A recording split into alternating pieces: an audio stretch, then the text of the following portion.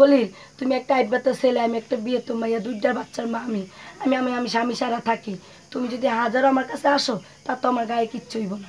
কি লেগা? আমাদের সন্তান হইয়া গেলে গা মেয়েদের কোনো কিছু আর থাকে না।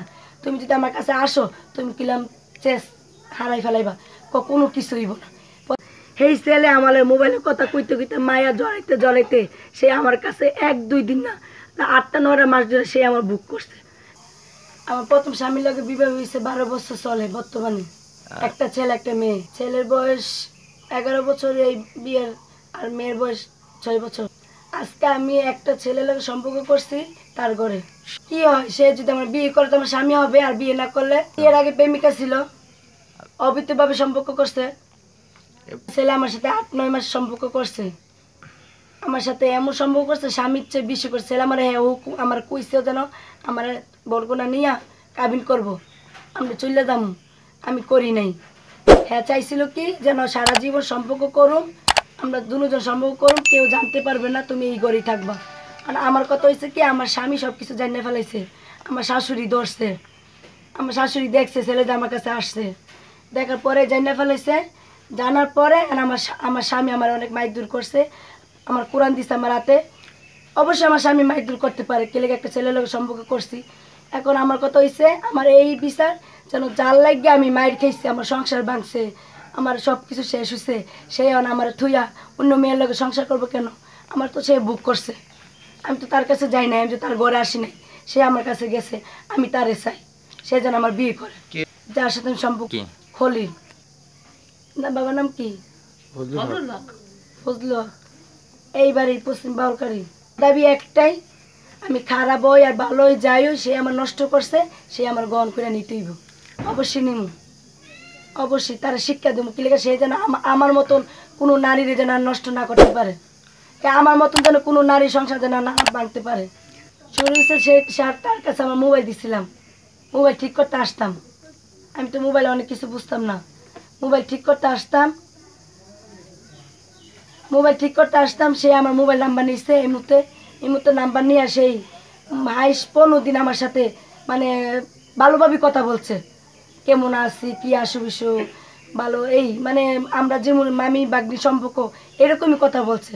কথা বলতে বলতে সেই পরে আমার কয় কি আপনি অনেক চলাফেরা ভালো লাগে, আপনি জামা কাপড় পিঁধে অনেক ভালো লাগে, এটি বলে বললা। সে আমার কাছে প্রথম রাত্রে আমার কাছে আসতে চাইছে। আমি বলছি খলিল তুমি একটা আইবাতা ছেলে, আমি একটা বিয়ে তো মাইয়া, দুইটার বাচ্চার মা আমি আমি আমি আমি স্বামী সারা থাকি। তুমি যদি হাজারও আমার কাছে আসো তা তো আমার গায়ে কিচ্ছু হইব না। কি লেগা?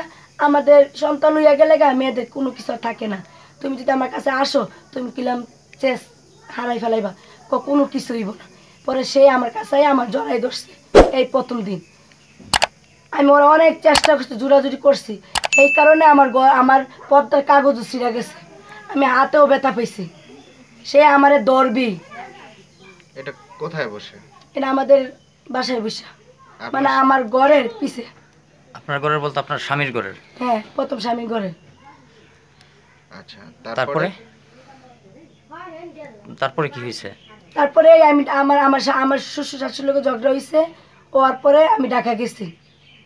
এলাকা হ্যাঁ আমার মাজার রোজায় কইছে যেন আল্লাহ যেন আমাকে দুজনে যেন কবে আমার সাথে যখন হ্যাঁ যাইতো না, তো লুকা লুকাই তো কাজটা করতো, তখন হ্যাঁ বলতো আমার লুকা লুকাই কাজ করতে আর ভালো লাগে না, আমরা যে কবে যেন একসাথে মিল হইব।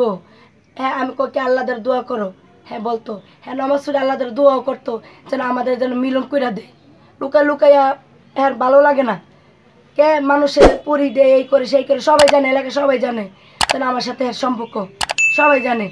তারপরে হ্যাঁ হ্যাঁ ওই আসবে মাইয়া পোলা ধরে আসলে বললাম তুমি করলাম তখন আমার বিয়ে করতে পারবা না, কেমনে পারবা, দেখবা না। পরে 2 দিন পরে আমার স্বামী আমার কাছে গেছে, যে মাত্র শুনছে মোবাইলে আমি ফোনটা কইছি যেন হ্যাঁ করলাম আসতে আসতে, তখন হ্যাঁ পাগল হয়ে গেছে গা, হ্যাঁ ঢাকা আসবে, হ্যাঁ ঢাকার রনও দিছে, হ্যাঁ হ্যাঁ আমার লইয়া যাইবো গা, আমার স্বামীর কাছে দিব না, আমার কিরাও দিছে, তোমার স্বামী যেন তোমার যেন টাচ না করতে পারে, তুমি যদি সত্যি সত্যি আমার ভালোবাসো। এরপরে এই কথা যখন পাশে কইছে না, আমার স্বামী আবার কইছে যেন খাঁকি পোলা তুই আই, হুমকি দিছে, রাগ হইয়া কইছে। হ্যাঁ শুনছে, শোনার পরে হ্যাঁ বরিশালেতে নাইমা গেছে গা, নাইমা মোবাইল অফ করে দিছে, আর হ্যার লগে আমার যোগাযোগ নাই। এইখানে পরের দিন পরশুদিন আসলাম, পরশুদিন এই জায়গায় আসছি, কি লিগা হ্যাঁ অনেক অত্যাচার হয়, স্বামী স্ত্রী তো হইতে পারে নাকি? এনে তো আমার স্বামীর কোনো দোষ নেই, হ্যার বউ এই কাম করছে, এটা ঠিক আছে, আমার স্বামীর ঘরে আমি শান্তি নাই সুখ নাই, তারপরে হ্যার প্রতি আমার কোনো বিচার নাই। কি লিগা বিচার নাই? আমারে অন্য একটা ছেলে বুক করছে, আমার তার প্রতি বিচার। ওই ছেলে আমার স্বামীর ঘরে আমার সুখ নাই শান্তি নাই, আমি ওর ঘরে আমি থাকতেই পারি না, তারপরও এরপরে বিচ্ছে নাই, হ্যাঁ সুখে থাক ভালো থাক। আমি অন্য একটা ছেলে যেন আমার বুক করছে, আমার তার প্রতি সে বিচার, সে যেন আমারে গ্রহণ করে। এই বিচারে আমি আপনার কথা চাই, শেখাচ্ছি না তারা এই বিচারই চাই, যেন আমার মতন কোনো মেয়ের জানে এইভাবে কোনো ছেলে জানে আর নষ্ট না করতে পারে। এই বাসা মানে তো এরা আমার ঘরে ঢুকতে দেয় না। এই যে মাথায় গেছি টানাটানি করছে নাম্বার লেগা, আমার মাথা অনেক আঘাত প্রচুর। হ্যাঁ, আমি কইছি একটু শুয়াতাই বুয়াতাই, তোমার ছেলে না থাও, আমি লাগলে না 5 দিন বেড়াই। হ্যাঁ, আমার আমার এই যে ছেলের মা আমার খুবই ভালো জানতো, এখন সে আমার বিষের মতন দেখে। হ্যাঁ, এই ঘরে মানে আমার মায়ের দূর করে নাই, আমার এরা অনেক অপমান করতেছে, তুই বাইকনা লগে গেলি কিলিগা, লজ্জা নাই শরম নাই, অনেক কথা বলছে। তারপর আমি এখন দোষী না কিলিগা, আমি অন্যায় করছি, ছেলে অন্যায় করছে। আর আপনাকে আমার একটাই বিচার, ছেলের আমার আইনা দেন, ছেলের আমার কাছে আইনা দেন, ছেলের আমার কাছে বিয়া পড়াই দেন।